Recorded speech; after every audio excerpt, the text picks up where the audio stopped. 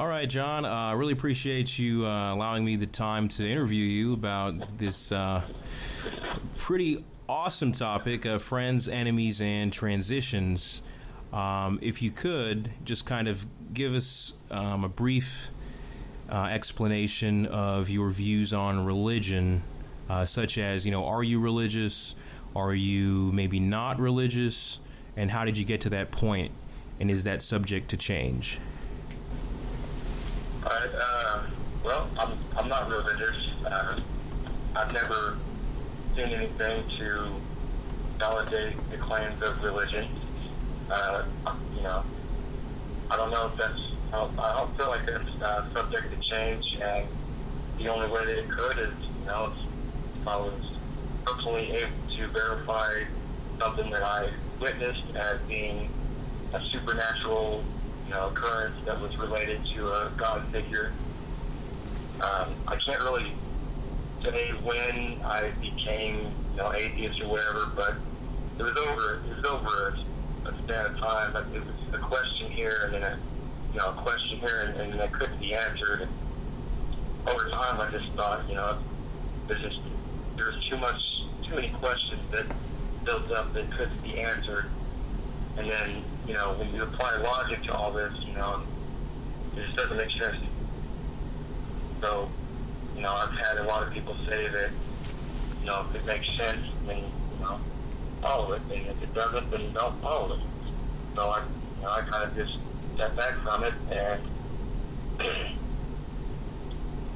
I realized that, there's still good people that live life without religion. They do the right thing. They, somebody needs help, they help them. It's not for personal gain or, anything like that. It's not to get a front row seat in heaven or anything,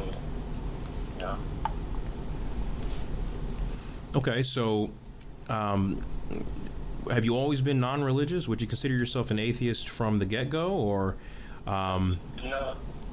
Go ahead. I'm sorry. No, I'm sorry. I'm just trying to. How did you get to that point? Was it just you grew into it, or? So I was raised a Baptist from the time I can remember, and I had to go to church. Obviously, I was forced to go to church as a kid. Wasn't really a choice. My grandparents raised me. They were really religious. I never really felt like I belonged there, Mm-hmm. and I never understood what the purpose was. I guess it just never really clicked to me, Yeah, I mean. But I don't think I could recall the day when I was just decided to throw away my faith. I mean, at one point, I did try to believe for a long time, but people said that, you can hear God talking to you, and I never heard that. I heard my conscience telling me this is wrong or this is right, but there was never a God figure speaking to me in a way that I didn't feel like it was myself. Mm-hmm. I mean, that might be very difficult for someone that's living in Oklahoma. I'm not sure what city in Oklahoma, but I know Oklahoma is, kind of the belt buckle of the Bible Belt area. Oh, I mean, how do you, on your day to day? I mean, more so maybe than the average atheist. How are you? I mean, aren't you, frequently encountering this encouragement towards that? Encouragement towards the Christian belief? Yes. Yeah. Yesterday I actually celebrated Easter with my family. I, went over there. I tried to be a little late, so I didn't have to do the prayer thing, but Yeah. I wasn't late enough. But, out of respect, I held their hands and I bowed my head, I let them talk and do what they do, and everybody in my family knows I'm an atheist, and I've come out about it. It was scary when I first did that, but I feel I know I'm not accepted in that way. They will never look at it from my angle, Mm-hmm. even though I've looked at it from theirs. I try not to get into, any kind of religious talk to them and all that stuff. But living in Oklahoma, there's other atheists here. I mean, I'm not the only one. Right. But it's few and far in between. Would you I don't really know anybody else in person who feels the same way that I do, as in like my friend circle or anything like that. So I'm kind of like a loner in my life, Yeah. Now I'm connected through Facebook with a lot of other atheists, and that's nice. But I don't really have anybody in person. Like in person to. Okay. So you said that you don't really remember any specific moment that you say, you know what, I'm going to throw this faith away. It was just kind of something that developed over time and accumulated over time, correct? Is that more? Right. I can give you a couple things that helped nudge me in this direction. Thinking about the universe and reading a few books. I don't know if you're familiar with Chariots of the Gods by Eric von Däniken. Yes. Okay, that book really opened my mind to the possibilities of, other planets with solar systems. It seems really arrogant to think that we're the only life forms in the entire universe, and that's very simple-minded and small to me. Mm-hmm. It's quite a coincidence that we would be the anomaly in the whole grand scheme of things, But that was probably one of the bigger things that kind of pushed me away from it. And, watching YouTube videos with, I remember this one guy, I can't remember his name, but he had this series that was questions for Christians, and, and I stopped to think about it. I was like, man, these questions are really hard to answer, even for me, putting myself in their shoes. Yeah. Based off what I know of the Bible. And I was trying to give the church answer for each one, and I just couldn't, And then I started asking more questions to, either pastors or other people that were, pretty deep into religion, and they couldn't give me a satisfactory answer. So I couldn't keep going with that. Is there any reasonable or logical argument you think that a religious person could present to you that might get you to pivot and maybe go back to being a Baptist or, even any other religion? Did you look at any other, like the Muslim faith or any Judaism, just abroad in general? I don't think so, man. I've been through a lot. I've came pretty close to death. Never felt any kind of divine presence. There's, I hear people talk, well, I hear God all the time, and He speaks to me and He shows me these different things in life, and I can relate to that in a way that I self-reflect on my actions. So if I sit down and say, well, this happened because I did this, then that's not God, that's me. That's that's a personal gain. That's for myself. I didn't ask for anything. It happened, and then I learned from it. And then I chose a different path in life. That wasn't me praying to God to show me a way. You can self-reflect and find a new path based off what you've been doing. If it's bad, you can change it around, and if it's good, you can keep going. And it's a personal. I feel like it's a personal choice, not something that's divine. Mm-hmm. Okay. Do you know? I'm sorry. Go ahead. No, I was just going to say, just to finish on this point of it, do you know what it would take for you to say, never mind, atheism, I am going to go back to religion? Do you know what specifically, would satisfy you to change your mind? I would have to have some kind of life-altering event happen to me where there was no doubt in my mind that it was a divine, there was some kind of divine presence about it. I mean, I've been through a car wreck, got thrown out, I have a broken back, I crawled through a field. I never once felt any kind of divine presence, no guiding hand, nothing like that. And, pretty much, I got a Xavier with the whole, God would have to come down from heaven himself and say, hey, I exist, you know. Okay. I mean, some people, maybe even in Oklahoma, might say that, you being able to take a couple of steps after that accident might be in some way, God, taking, mercy on you or Right. giving you his divine strength to do that. What do you have to say about that? Man, again, it was more or less a survival instinct. I mean, to explain it better, I woke up after I wrecked, and I was looking around. I couldn't stand up. I saw a car drive by on the road, and I had to make a decision right then and there. Am I going to sit in the field and wait for help, or am I going to go get help myself? Mm-hmm. And I just, I did everything I could. And I mean, there's adrenaline pumping through my veins. I'm pretty much numb, even though I feel the pain. It's very numb. It's dull. It wasn't really there, almost non-existent. But I just feel like it was a survival thing, man. I didn't have a choice, I guess. I mean, I did have a choice. I could have laid there and waited, but I would have died, and I don't want to die. I'm not afraid of dying. I just want, I don't want to die yet. Right. You want to continue on as long as possible. Right, of course. So I had to make a decision, within a short amount of time. Am I going to sit here, or am I going to go get help? And the only way I could do that was, pulling myself with my arms through this field, and I mean that's what I did. And people say, well, that's God, and yeah, but I don't, it wasn't God. It was me. Like I said, there was nobody talking to me. There was no conscious divine presence there. It was me making a choice whether to live or die, and I felt like if I stayed there, I would die, and if I had to at least try to get out of there.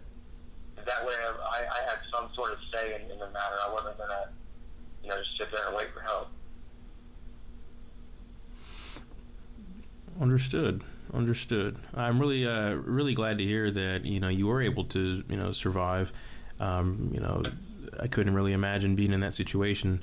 A lot of people, I would bet, are kind of inspired by, your progress, and maybe that gives them hope, for maybe even somebody in the future who's, knock on wood, yet to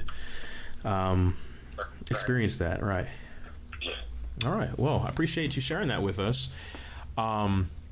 Let's go ahead and get into the meat of our conversation. The first question I wanted to pose to you is, in your view, what is your definition of a friend? That's pretty hard to answer. A friend, I think, I don't know if there's a clear-cut definition for it. It's really black and white. I know that, as a kid, we're quicker to befriend somebody than we are as an adult. And I feel like that goes back to our innocence. As a kid, we're not really exposed to the bad things of the world, or what could be, or what, because, when we're young, nothing bad has really happened to us. I mean, in most people's lives, where it makes it hard to trust people. And as an adult, it's hard to make friends as an adult. You've gone through so many years of life, and you've seen so many ups and downs of people, good people, bad people, that, it makes it difficult to distinguish what their motivations or their motives are, And I don't know if I could just say this is what a friend is, or this is what a friend is not. But friends are there for you. Well, if I could interrupt, would you say that you currently have friends? Yeah, I've got a couple friends. Okay. How did you how do you determine that person is a friend versus somebody in line at the bank or something like that? I would say my friends don't have anything to gain monetarily. They don't have any kind of personal gain by being my friend. They don't have any goal in sight other than just to enjoy my company my sense of humor, who I am as a person. It's not about what I have to give to them. And, they're just having a bad day and they need somebody to cheer them up. They know John's really good about doing that. So, I mean, if they want to use me for something like that, that doesn't seem like a bad friend or an enemy or anything. Okay, so a friend is basically somebody that's not trying to just be in your company to gain something from you. Right. That's definitely an enemy. Okay. So anybody that's in your company that's not trying to gain anything from you, they've accomplished just that, and they're considered a friend, or is it? I think time is involved in that. How long have you known each other? What kind of moral compass do they have? Okay, so let's say that you and I have known each other for 10 years, or you've also met John Smith. You've known him for 10 minutes. If John Smith saves you from a burning building, and me, I've known you for 10 years in this scenario. I've just basically not tried to gain anything from you, and sent you happy birthday cards or something. Am I as good a friend as the other person, or is the other person not? Is John Smith not really considered a friend? He's just somebody that helped you out in that burning building situation. That's a good question. I don't. It's hard not to outweigh or weigh things out. Who did what? I try not to keep track of who did what like that. Try to level things out, but it's about consistency. I mean, if you've been there for me for 10 years, I don't think somebody, he might have saved my life, but that doesn't put him on a higher pedestal than you. Not in my opinion. You've given me 10 years worth of life, where he just gave me, maybe another. I could die the next day. Maybe he only gave me a day's worth of life. You understand? Yeah. Okay. Well, okay. So in that case, so we've talked about basically not trying to use you, and then you have a proximity factor where how long has this person been around, basically. But I can keep a jug of milk for 6 months, and it doesn't mean the milk is good.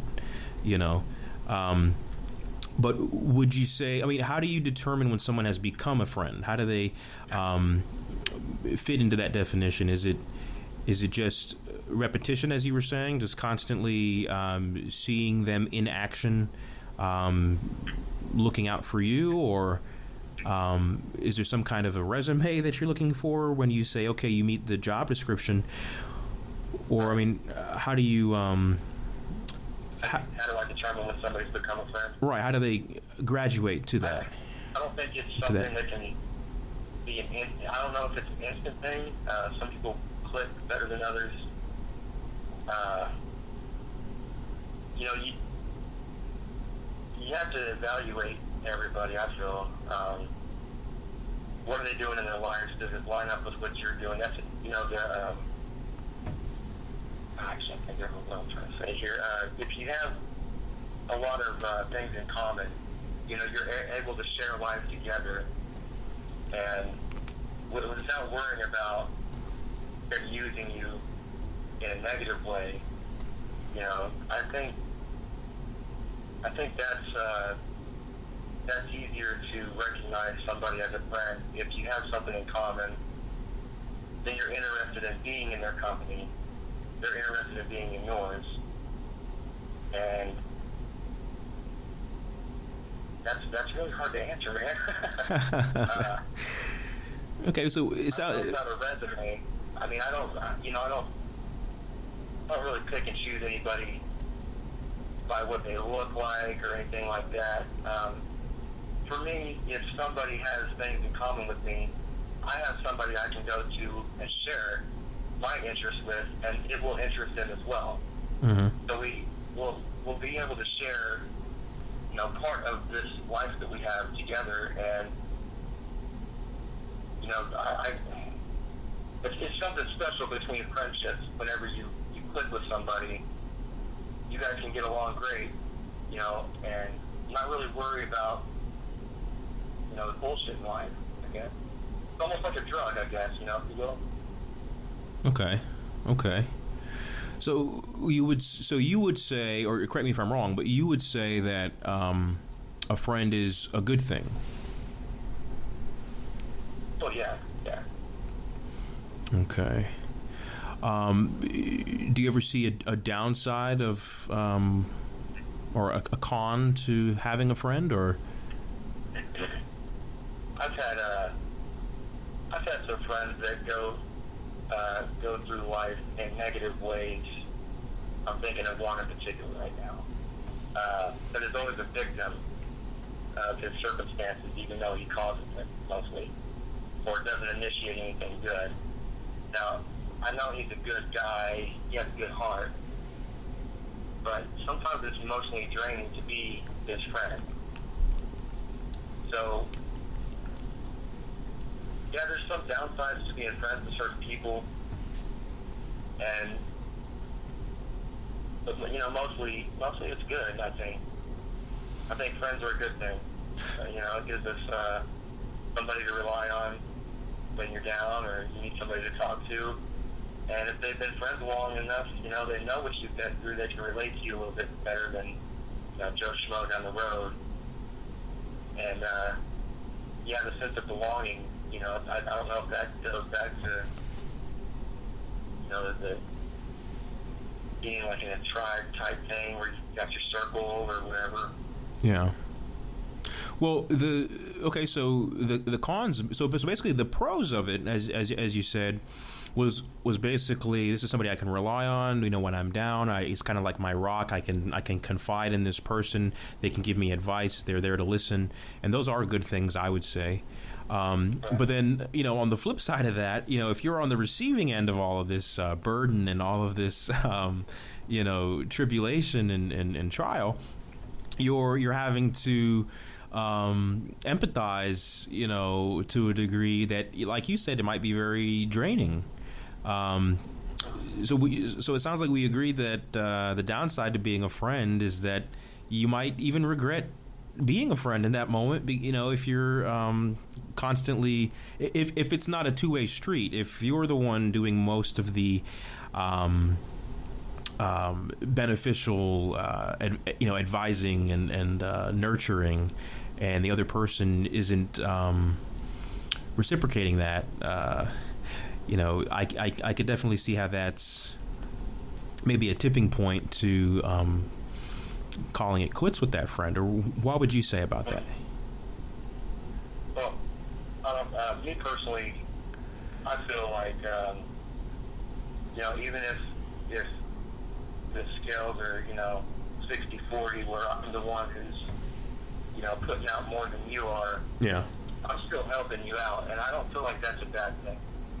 Now, I don't want to be used as a negative, as a negative way, but, you know, having somebody come and talk to you about their issues, that makes me happy. You know, I've been chosen to help somebody. Yeah. And I don't think, you know, even if it was 70-30, I would still be okay with it. I mean, it's not so much being relied upon for advice. It's just, you know, somebody's actually, they think I have enough wisdom to help them, I guess. Okay, but... And so I feel like I've accomplished something in my life in a way that I can help others. I think I agree with that. What percentage balance would it need to get to before you feel used? Would it need to be 0-100 or 10-90 or? At the point where if I started going to somebody and they just didn't want to listen, they didn't care, it would have to happen more than once, because I could chalk it up to, oh, they're having a bad day, they can't deal with it right now. It would have to happen more than once for me to say, well, listen, I can't take on your issues anymore, you know? Yeah. You know, you can't reciprocate that. I don't know that I would turn somebody down the first time that they didn't want to help me out with some advice. Okay. But if it was an ongoing thing, somebody doesn't have a bad day every day, Okay. So, in general, it's there are more good things about having a friend than negative aspects.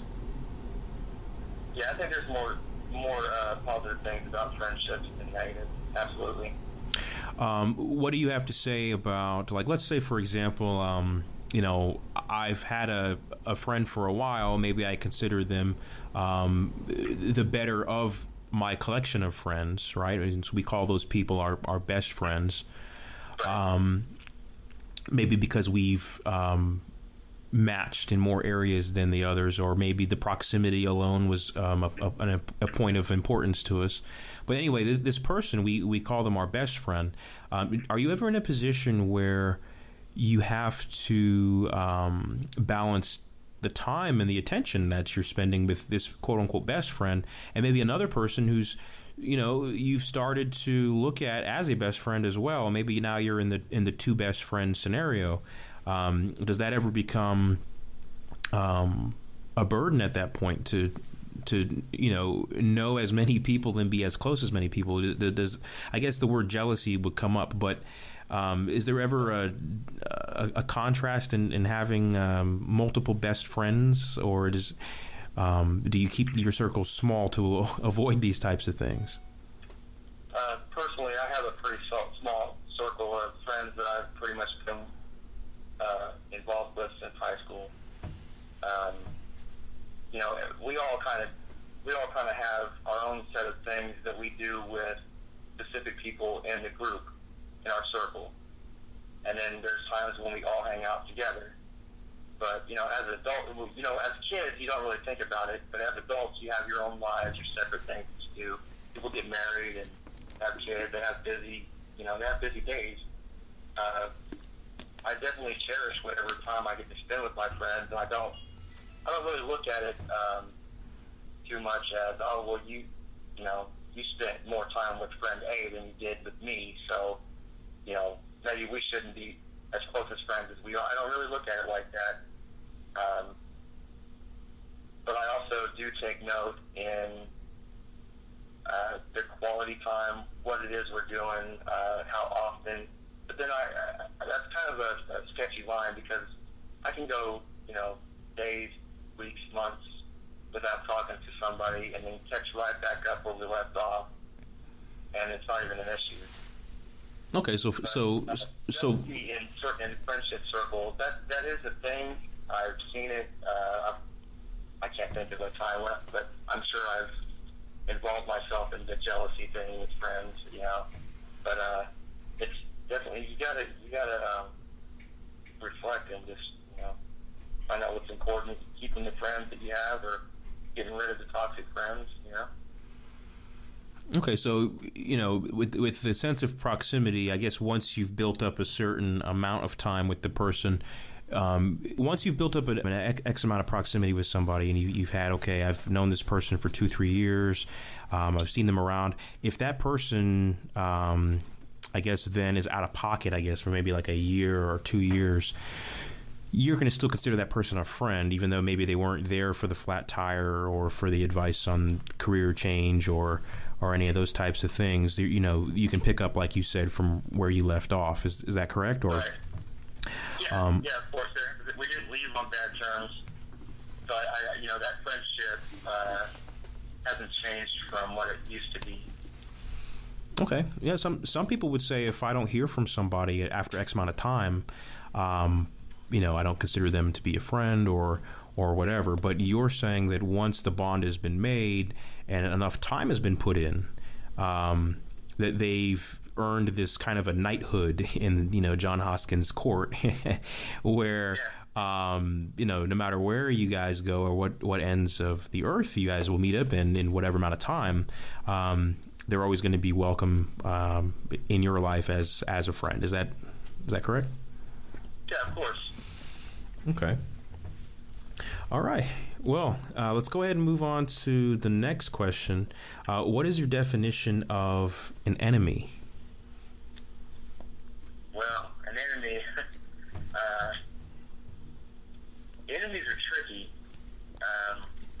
they try to pose as friends, but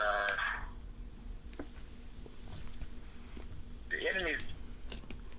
Well, what is an enemy? When we say enemy in social aspects, what are we talking about in particular?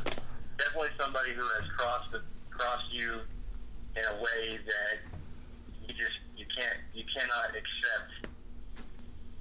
You can't accept anything but what they did back to you. It doesn't matter how much good they did afterwards. They've hurt you in a way that they can't cover up that pain. To me, if somebody's an enemy, there's nothing that they can do to come back from that. Okay. So, a friend that you've known for a while who does a terrible thing, whether I guess it's physical or maybe verbal, it's not enough that they are just excommunicated, but now they're labeled as an enemy. Is that correct? Or is an enemy... So every friend that you're no longer friends with becomes an enemy? Or... No, not necessarily.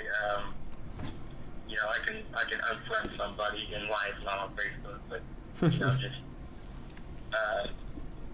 banish them from my life, because being associated with them would be detrimental to my life or theirs. Defining an enemy is more difficult than defining a friend. Okay, well, so if an enemy is not just simply somebody that you're, I'll use your words, unfriending, you're just going to stop the friendship. It sounds like the enemy is more than that, or it's more of an extreme than just not being in your company, or? Personally, if I run into an enemy in a real life situation, there's tension in the air. Okay. They might not put anything off towards that view or whatever, but if somebody's an enemy in my eyes, I'm more on guard about what I say, what I do, what I'm seen doing, how they perceive me. I don't want them to get any kind of satisfaction out of something that happens or doesn't happen, I guess. They just don't get to enjoy anything about me, whether it's something good or bad I'm going through. So, if I have something to do with it. So when someone has become an enemy, let's say someone has become an enemy of yours, in your view, this person is basically not wanting anything to do with you, or at least not wanting anything good to happen to you. This person would rather see you suffering or having a difficult time, basically. Right. Yeah, and I can relate to that. If somebody's an enemy, I'd rather see them. I don't really believe in karma, but I think people don't understand the pain that they put others through until they go through that pain. So until I won't be satisfied with what somebody did bad to me until they recognize the things that they caused, the pain that they caused. Does that make sense? It does. It does. And so after that point of realization for them, then that enemy status would be lowered a little bit, but I still probably wouldn't invite them into my circle or into my life. It Okay. would probably just be a lesson that they learn, they can carry on and apply it somewhere else. It's not in my life or anything to do with me. Well, how do you determine when someone has gone from, let's say, has become an enemy? How do you say, okay, Amy is now my enemy? Yesterday, they were a friend. Now I can clearly say that this person is my enemy. How do you determine that? What do you do to make sure that that's the case?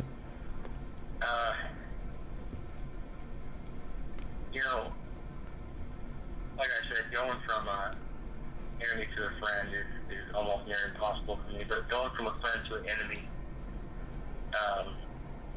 like I said before, people have bad days and they might, be off and not respond the way that you thought that they would. Or Right. it's hard to recognize when somebody has reached that stage where they're in the enemy category, but you don't recognize. It's hard to see that sometimes. And I'm not sure if there's a clear-cut line on that. Personally, if somebody, for example, I was friends with some people from school, and last year they came over and hung out, and then, we were just catching up, and at that point we were friends, okay? The next day, I was gone, I wasn't home, and we had been texting each other, and I told them I wasn't home, and they came over and stole a bunch of my crap. So at that point, they're no longer my friends, they're my enemy. And I knew it was them just because of the situation, but it can happen just like that overnight. But usually, I think the closer the friendship, the harder it is for them to become an enemy. But that was a friendship that was from high school, 15 years ago. Hang on one second. Yeah.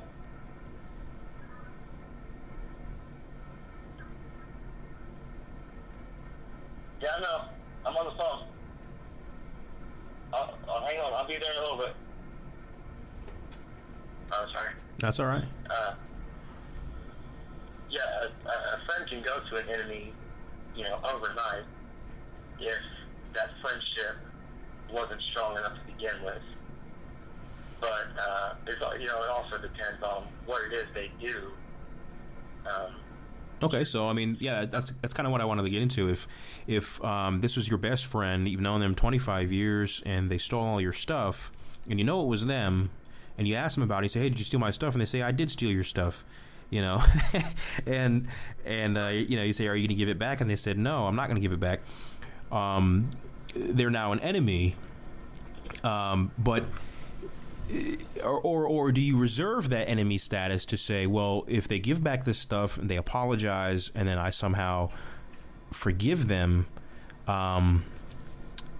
we won't necessarily have to brand them as an enemy? Is there a redemption process that, is there an appeals process that can happen before they're banished to enemy land? There was some kind of compensation for whatever it was. If you stole $400 worth of my stuff and you're like, "Man, I really needed that money for rent, I'm going to get you the money back tomorrow," and you brought the money back, I would feel differently about him, but he was still, that shows me a little bit of integrity at least. So I wouldn't be so quick to put him in the enemy category if something like that would happen. Okay, so so it sounds like it can be difficult to, or not difficult, but it sounds like it could be a process to have somebody downgrade to an enemy, but it could also be a turn, a day and night thing, depending on the situation, I guess, it sounds like. Obviously, if somebody were to murder one of your family members, you would probably, correct me if I'm wrong, but it sounds like you would immediately label them as an enemy. Okay. Are there any, okay, would you say that an enemy is a bad thing to have? Or a good thing to have? Well, if I'm not mistaken, Sun Tzu said that you should know your enemy. And, the saying goes, you keep your enemies, or you keep your friends close and your enemies closer. Now, so if you're not approaching life in that way, then I don't really think there's a logical reason to have an enemy. But if you're out to, use somebody, your enemy would be the best bet.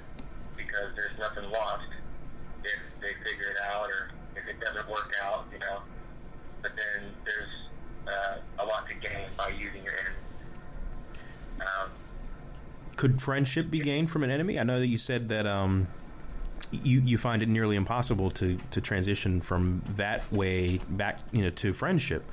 Have you ever had one occurrence in your entire life of an enemy becoming a friend? Yes, I have. A good friend of mine used to give me hell. I used to like skateboard and stuff, and he would roll by. I didn't even know this guy, and I guess he thought that I was some spoiled rich kid or something, which I wasn't. But he would always holler at me and talk crap and flip me off, and I didn't understand, what the deal was, but he used to be an enemy in my eyes.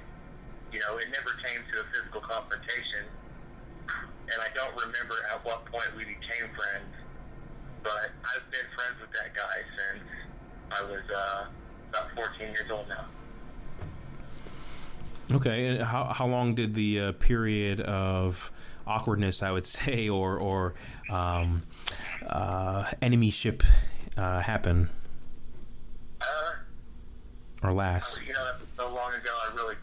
I can't give you an honest answer, man. Okay. It didn't last for years or anything. It was, at most maybe a few weeks to a couple months, if that. Okay, I mean, how do you think that something like that could happen? I mean, if, how does a cat and a dog suddenly get along if they've had this history of going at it, basically? Well, I don't think that's a good analogy. I can have a little say-so in my pets getting along or not through psychology, but back then I was still young and naive and, fairly innocent to an extent.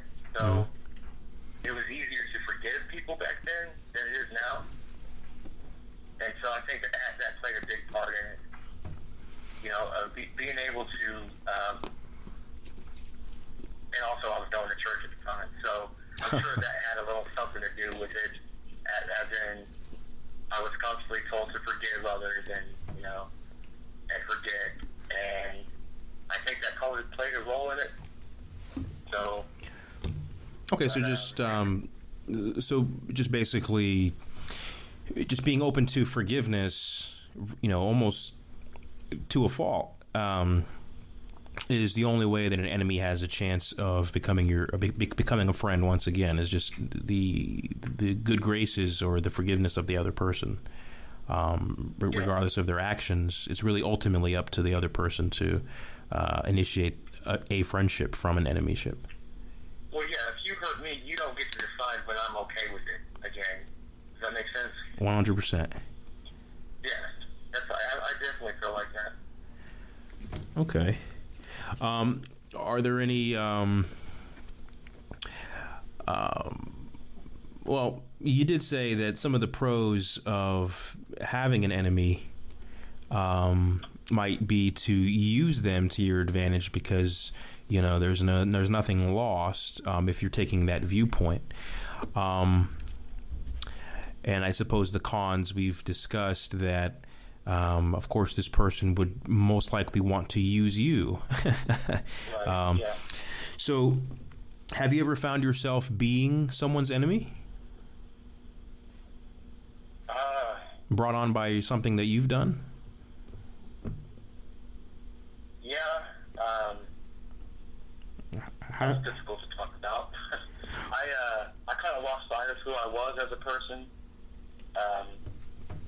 Specifically right after this wreck, it was almost 2 years ago, but I kind of lost sight of who I was or what my purpose was in life, and I was just kind of shitting on everybody, man.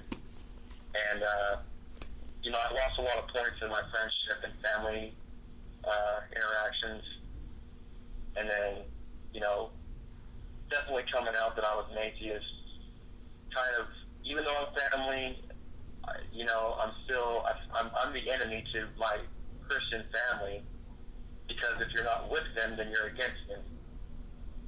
So that makes things hard, for family gatherings or whatever. I feel like they're saying, here comes the atheist. We gotta put the walls back up or something now, almost. But I've definitely become an enemy to some people, whether it's by my religious views, political views, worldviews, or just, personal views about their life. If I care to share my opinion about the way somebody's living their life, like maybe it's not the best, and, you could take a different route, they don't want to hear that.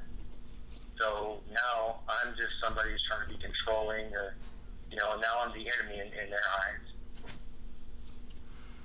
Okay, so I mean, enemy in the sense of not agreeing with somebody else. That is kind of scary to just have a differing opinion, or having a disagreement about one particular topic can slot you into being someone's enemy.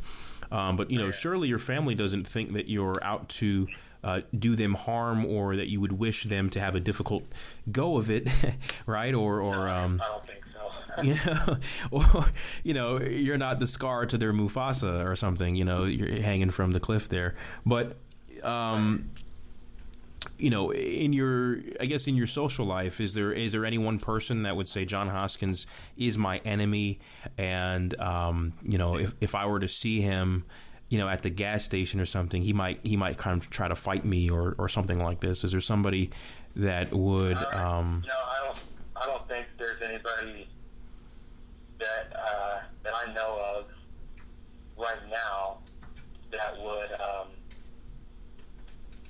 being handicapped or not, that would try to approach me in that manner, based off anything I've done in the past. I don't have very many enemies at all. No, I mean, would you say that is it possible that anyone perceives you to be an immediate threat as an enemy to them? As maybe not, in the context we were talking about with political views and religious views, but I don't think so. I don't see myself being an enemy towards anybody. Mm-hmm. In their perception, but I guess you never know. Do you think when someone is an enemy, do you think that they realize that they're an enemy? I don't know. It depends on how well you cue them in on it. If you're trying to talk to me and I'm being rude to you, and I never let you know that I considered you my enemy, then I'm kind of leaving it up to your interpretation. Mm-hmm. That's how I see you now. Is it possible that any single person in your circle that you consider a friend really views you as an enemy, but just hasn't made hasn't communicated that to you? No, I don't think so, man. I have pretty good friends, actually. Yeah. I don't think anybody in my circle would think that I would be out to use them or get over on them in any way. I don't think I deal with that at all. No Trojan horses. Yeah, if they're there, then they're sneaky as hell. I don't see it. Okay, well, the very last question I wanted to just touch on real quick is, how does someone become an acquaintance? It's almost like this pseudo friendship. Maybe the coworker that you had a beer with, or why are they limited to just that zone, or how do they? First, how does somebody get to that point, and then why are those people typically left in the dust? Right. To me, an acquaintance, an acquaintance to me is somebody I shake hands with and they introduce themselves, and 5 minutes later I might be, what's your name again? Because for whatever circumstance is going on, I might feel like there's not a potential friendship there. So until I realize that there may be a friendship, or that there is a friendship, I don't really save that spot in my head for the name or who they are, what they do. It's, you're my friend's friend. You're an acquaintance. Now, if we start hanging out, if we find out that we have some interest and, I mentioned then, something about this topic, and yeah, I really like that too. Now, it kind of opens the door to be more than just an acquaintance. But I think the first time I usually meet somebody, face to face and shake their hand, they're just considered an acquaintance to me. Because I don't really know anything about them. I don't really know who they are, much about, even after I figure out who they are, where they live, what they do for a living, some of their hobbies, they're still an acquaintance. I don't know at what point I would say that they become more than a friend, but it would have to be after,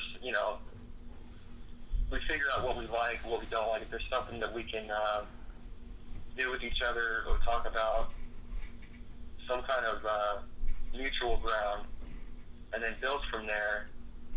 At some point in there, it becomes a friendship. I can't really say when. I don't have like like you said earlier, like a resume that you have to fill out or anything like that. Obviously, if somebody's new, like they're neutral, if they show any kind of signs of negative, then I probably would say that they're going to remain an acquaintance. If they're a positive person and they, are doing good in life, or even if they're going through a struggle, but are mainly a good person, they could be a friend. Yeah, I think back to when I was in school, just to kind of share this quick story. There was somebody who had the same name as me, same first name, and I was trying to get to know them a little bit. I didn't really know too much about them. I just knew that they were kind of struggling a little bit with the money type of thing. But anyway, one of the days I come to school and I had picked up some lunch, and I go to the table to sit next to him, and he didn't have any food. So I remember my lunch. I had like a chocolate milk, I had a slice of pizza, and they used to sell these wax paper cookie packs. They had 3 cookies in them, and I was set. And I looked over and I said, "Hey, what's going on, man?" He says, "Well, I don't have any money. I wasn't able to get any lunch." So I felt bad, of course, and how can I just eat all my food with him watching me? So I gave him one of my cookies.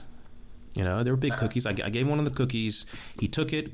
I rolled my sleeves up. I was getting ready to eat my food. I took a bite of my pizza. I looked over, and his face was all twisted up. And I started thinking like, oh, man, is he allergic to this type of cookie? Is it, maybe he doesn't like chocolate chips, or I don't know. So I said, is everything all right? And he's like, well, that's kind of fucked up. And I said, what's fucked up? I don't, he's cursing now. And he says, well, I thought we were friends. So that was news to me because I had just been knowing him for maybe 2 weeks. So I said, well, why are you getting so upset? And he said, well, if you didn't have any food and I did, I'd give you 2 cookies and keep one for myself. Expectations are different. So I said, pretend they're your cookies. Yeah, expectations ruin a lot. Even in friendships, you can expect your friends to really come through for you in a time of need, and when they don't, does that change your outlook on them? Yeah. I would like to think I'm a little more developed now and these types of things. But when I was younger, me having to tell them pretend these are your own cookies, and that's why you have the one cookie. That kind of rubbed me the wrong way, and I kind of distanced myself from him. That was kind of like an early flag, early warning sign that this is going to be the trend of guilt trip and using me. But I had to learn that. I think that was in middle school. I had to learn that lesson very hard. And I only knew him for about a week or 2, and he was calling me friend. But once, because you've been an acquaintance. You've been an acquaintance. do you ever know when you're graduating to be somebody's friend, or do you feel like, hey, this has been going great, I think we're getting closer, or you don't really think about it and you just kind of, it's like this unspoken thing? I think there's subtle signs. I mean, if you're looking for them, they're there.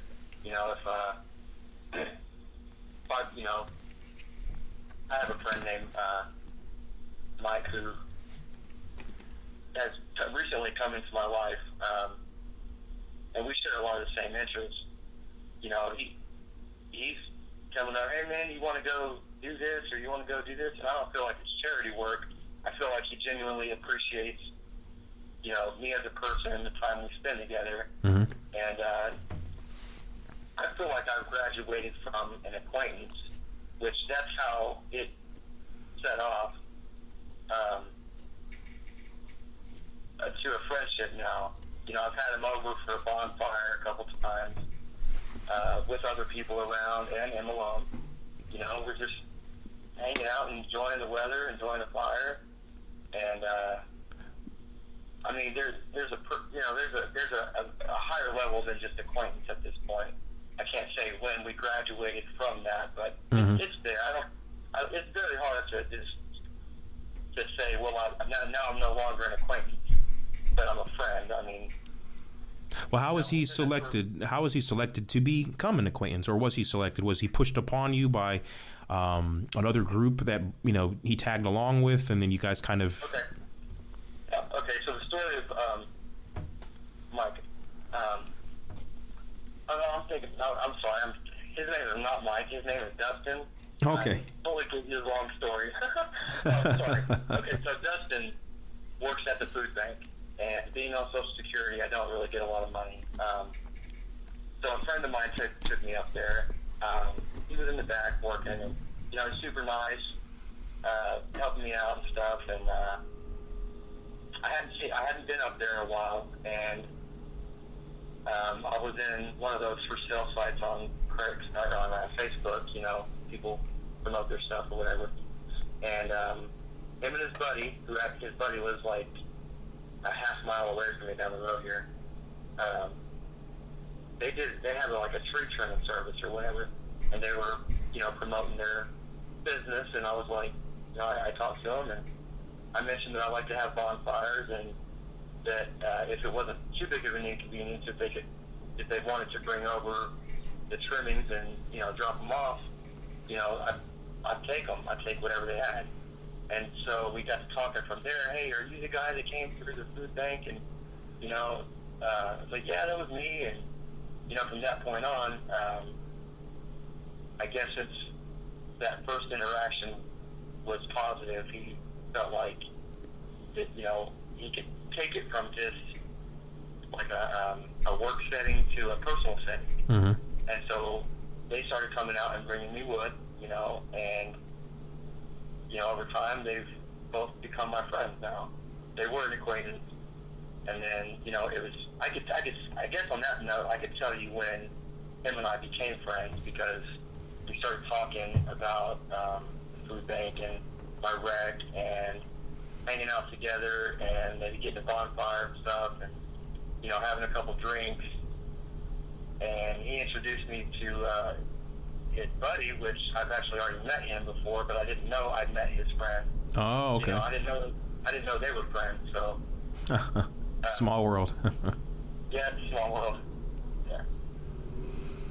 Okay, that's actually really like fully encompassing there, because what you kind of do, you kind of explained how you become a friend. The acquaintance. Becoming the acquaintance was kind of this chance encounter, Right. Whereas he could have been sick that day from work at the food bank, Right. and and then whatever joy or pleasure from being friends at this point you would have missed out on just by that chance encounter not happening. Yeah. Well, had I not? Well, okay. The acquaintance part. It was by chance. Yeah. Mm-hmm. Me, I've seen several people who post stuff on Facebook about tree trimming, and for whatever reason, I mentioned that I'd like to have bonfires to him. Well, I didn't mention, 10 other people that were doing the same thing, that I'd like to get there, save the wood from them. But, yeah, the acquaintance stage was definitely, I think it was bound to happen.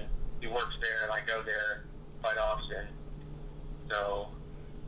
Okay, so it was more of the tree trimming issue that was more of the binding right there, where, if you weren't interested in bonfires, I guess, really, if you weren't interested in bonfires whatsoever, then there would be less likelihood of it becoming more than just the food bank interaction. Right, he likes bonfires too, so, it's kind of a thing out here, I guess. Everybody likes bonfires, but, we pretty much clicked. He's a good dude, has a good heart. He is a Christian, and... Oh, really? So the dynamics are a little different. I don't get into religious discussions about anything with him. I kind of steer clear of that stuff. Try not to, I don't like to offend people for no reason. Yeah. Would you say that you have more friends than enemies, or vice versa? Yeah, I have more friends than enemies, yeah. I try to keep people on a pretty good note. Okay. Is it ever possible, in your mind, is it ever possible to, I guess, downgrade from a friend to an acquaintance? Or is it only a one-way street? Well, I've dated a couple chicks that were obviously not just friends, but more than friends, that are now just acquaintances or even an enemy. Yeah. I don't keep in touch with them anymore, but if I saw them out in public, I wouldn't consider them an enemy or be mean to them or rude or anything. I wouldn't even ignore them. Probably just ask how life's going and, just catch up real quick, and then that'd be the end of it. I don't really, I've had friends that are no longer in touch with me that if I ran into, it would be like an acquaintance situation. Hi, how you doing? How's so-and-so? How are your kids? That just random basic stuff. All right. There wouldn't be any desire to, hey, let's go watch this movie immediately after. Right, yeah. There would be no in-depth conversations about anything or anything more invested than just a hey, hello, how's everything going type thing. Why do you think people keep acquaintances in their Rolodex, maybe, or in their phone? I don't know. Maybe it's out of just being familiar with. It's.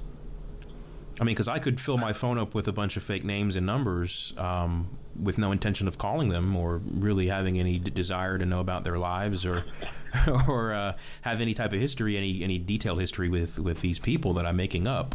I guess the difference, I suppose, with the acquaintance is that at some point in my life I bumped into this person, but why do you think we store those numbers? Is it maybe like a hopeful that this person could become a friend, or is it kind of is it more of a selfish thing that maybe we can use this person in the future, or? Maybe it's a hopeful thing. Me personally, I don't keep anybody's name or number to use them for anything. I think it comes back to just hoping for the best. If somebody left on bad terms, maybe you keep their number in hopes that they'll change and be a different person next time you talk, and then you don't have to go through that whole I deleted your number and that awkward I didn't give a fuck about you for so long, whether it's a friend, a family member, or a significant other or an ex-significant other, whatever. Do you have any phone numbers to an enemy in your phone right now? Oh man, you didn't let me go look at my phone. I don't know. I don't know. If somebody's an enemy, I don't really keep them around in my life, man. You'll immediately delete them from the phone, block the number in case they're trying to call you, and just remove any reminders of that person. Even if they're an enemy and we become enemies since being acquaintances or friends, I don't give a shit enough to even spend time deleting their number in my phone. I have to go through and find their name, click edit, click delete, confirm the delete. It's not. I don't know. They're not even worth that. I don't even look for people like that. Do you, if you were to have last question about enemies, if you were to have an obvious enemy, somebody that can't wait to harm you or your family, and thrives on your anguish and your downfall. Basically, this is somebody who's just anxious for it, something to happen to you. This is a pretty bad person. Now, this enemy, do you think that they're capable of being friends with any of your friends? And how do you view that if a friend of yours becomes a friend with one of your enemies? If one of my enemies became friends with one of my friends outside of my friend knowing what they did to me, that's not in my control. Now, if somebody said, "Hey, I met so-and-so," and then I'm able to warn them, man, this person really, hurt me, they stole from me, they, whacked me upside the head or whatever, mm-hmm. And then they still become friends, I might lose a little bit of respect for my friend, in the first place, or, especially if you've known me my whole life, and I have pretty good, bearings on people, if they're good or not. If I tell you somebody screwed over 10 people and you befriend them, I kind of lost a little bit of respect for you, and when they screw you over, I'm really not going to have any sympathy. But, so that friend kind of becomes a sub-enemy a little bit, because... Not unless they partake in the enemy's behavior, or, if they're fuckery or whatever. If the enemy is going around shit on everybody, and then my friend gets in the same car and goes around shit on everybody, including me, then they're going to lose that friendship title real quick. Do you think that you've ever been friends with somebody who was somebody else's enemy, but maybe they've never told you why they were enemies? And maybe you've lost a little bit of their respect because of the ignorance to what this person has done to somebody else. Yeah, I had a friend who was friends with somebody else who was obviously a negative impact, and if I said anything about their negative friend, they would stick up for them, and it was almost like I was losing points in the friendship scale, because I was talking about their friend, even though it was a honest observation on my behalf, and I'm pointing out all these different things, like, look how they're doing this in your life, look how they're doing this, and I was losing points in that friendship area because I was talking about one of their friends they were friends before I even came along, and I wasn't saying all this to them to be my friend over their friend, but it was because of the negative lifestyle that their friend was living that was dragging them down too. And I don't like seeing people do that. Yeah.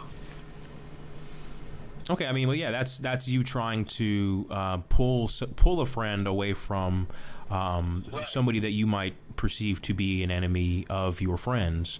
But what I was getting at is, do you think that you've ever been friends with, we'll just go say John Smith, you've been friends with John Smith, and your other friend over here actually has this water under the bridge with John Smith, and is very passionate about this rivalry or enemyship, if you want to call it, whatever, between those two. But you're ignorant to this because that hasn't been shared to you. So neither party has told you about their history, and both parties maybe look at you. Have you ever been in that situation where you feel like you're being treated differently all of a sudden, not knowing that these two other friends are actually enemies? Oh, man. I can't really think of an instance really right now. You never been in a situation where you had to choose between one friend or the other? Yeah, I have, I guess. But that was more of a in a relationship sense. I was with somebody who didn't really say it's your friends or me, but it was. it always seemed to come down to like a guilt trip, I guess, where I had to choose my relationship over my friends or vice versa. Mm-hmm. But then obviously that person I was in a relationship with wasn't my friend, and they were using me. So I can't say that I had to choose a friend over a friend. What would you do in that situation?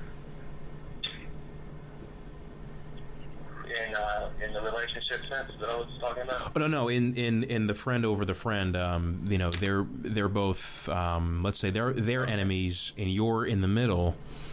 How do you try to mediate, or do you cut ties from both, or do you pick a side?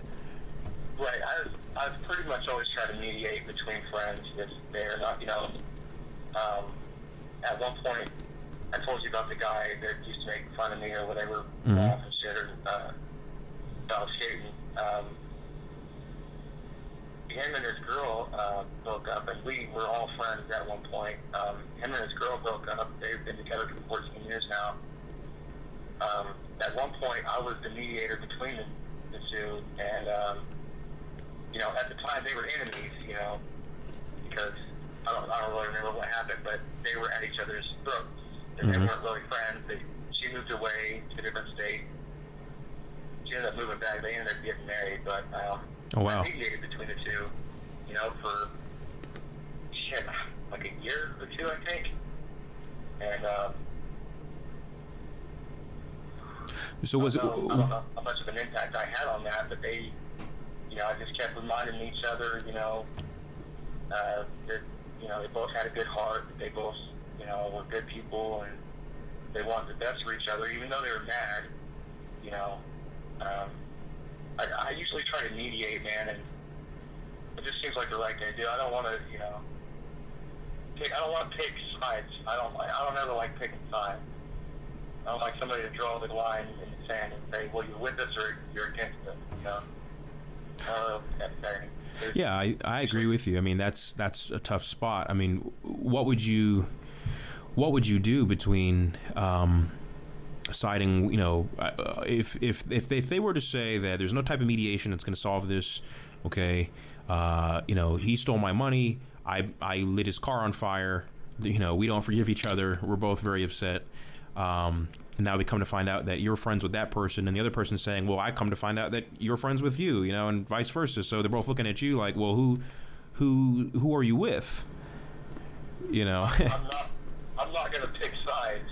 Like, I'm your friend independently, and I'm his friend independently. There's no sides here. I'm not picking sides.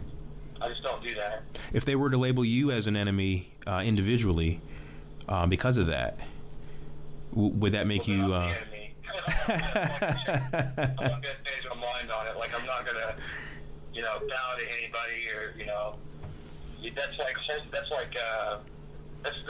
that's almost like extortion. You're going to be my friend or you're going to be my enemy. That's, you're either going to choose my side or we're just not going to be friends. That's extortion, and I'm not okay with that. I 100% agree with you on that. 100%. A lot of people don't think that way, though. Right. Yeah, they feel like they've got too much to lose, and if you're gonna put something like that over my head, then there's nothing to lose. I'm not losing anything by saying goodbye to you. I'm gaining peace of mind knowing that I don't have to worry about that bullshit anymore. Yeah. All right.